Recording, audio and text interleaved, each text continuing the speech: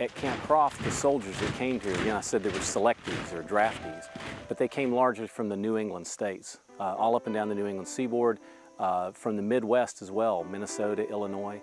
The first soldiers actually arrived here from Pennsylvania. So the idea was that the Army didn't want to send a basic trainee to training in their hometown. You just generally didn't want to do that. There's too much chance of homesickness or AWOL, leaving absent without leave. So they'd put them in a place distant from where their home is. To me, the importance of Camp Croft, first of all, is that we need to remember that this was the jumping off place for a lot of young men who had to go and fight a very important battle in Europe, or primarily in Europe, but also in the Pacific.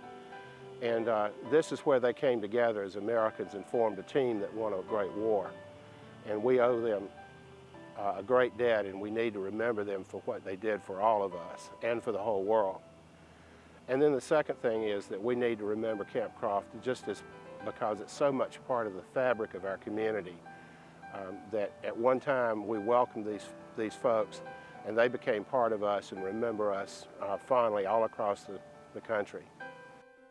The folks that came to Camp Croft, a lot of them achieved some level of fame before they actually got here, and others went on later.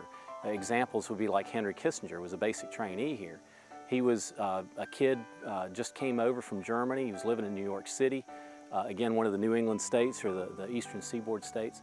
He came down here, took his basic training, and also received his citizenship. He became a naturalized citizen while he was here at Croft. He went to the courthouse down in Spartanburg. But of course, he achieved fame later on. Then there's other people like Zero Mostel, who was a comedian.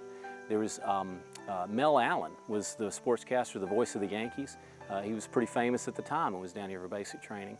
For some people, the memories of Spartanburg are difficult because they involved perhaps a drill sergeant they didn't like and who didn't like them, or just that first exposure to Army discipline that was so different from what they'd experienced at home.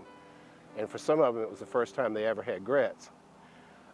But I also think that there are people who remember Spartanburg very fondly. This is where they met the young woman that they married, or this is maybe the first time they really went to a bar and enjoyed themselves, or just that male bonding that occurs in good military units. Most of them, to a man, say how nice the camp was. A lot of them liked the hospitality in Spartanburg. They talk about Spartanburg girls, they talk about Converse College, they talk about pecan pie. They've got all these neat stories about the fun things that they did when they entered the Army.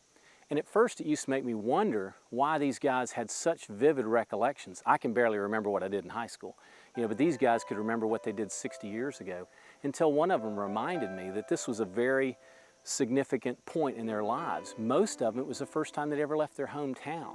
They come hundreds of miles away and they're in the Army, a whole new world to them. And so many of them have these vivid recollections of what they did right here. At the end of the war, in January 1946, the last cycle of trainees came through the camp.